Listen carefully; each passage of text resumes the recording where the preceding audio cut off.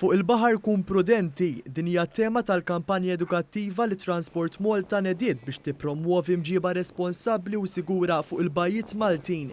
Il-kampanja Be Safe qed wassal messaġġi lill-sidien ta' opri tal-baħar biex iħarsu l-limiti tal-veloċità fil-bajjiet u l-portijiet li ħafna minnhom ikunu wkoll mimlija għawwiema.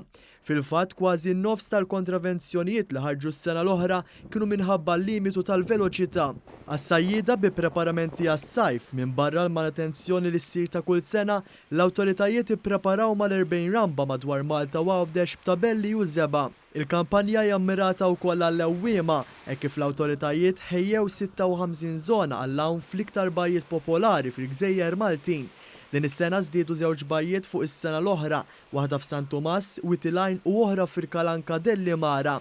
Biswit il-bajja tal-ġnejna l-Ministru għat-Trasporti BORG appella l-Prudenza u għalli Transport Malta qed tkun mamri żjed biex twettaq l-infurzar. Jiena kuntent ukoll qed nara l-awtorità taħdem fuq aspetti leġislattivi illi tammar ukoll l-awtorità nnifisha biżjed opri tal-baħar sabiex ovvjament tkun qiegħda f'pożizzjoni li tagħti s-servizz u tiżgura s-sigurtà lill-poplu Malti wawċi. Il-limitu tal-veloċità prinċipali fil-portijiet hija ta' 10 knots 200 metru mill-blat u 300 metru mill-ramel.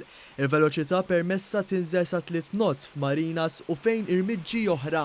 L-infurzar irid ikun għal dawk li ma jaderixxux mal-liġijiet u mar-regolamenti tal-baħar il-għala biex nipproteġu sew lilhom stess biex ma jabbużawx mill-opri tagħhom u ma jeħtux ukoll ma jeħtux ġo żoni tal-għawwiema kif ukoll iżommu l-ispit tagħhom ripl-art dak li stipulat mill-liġi.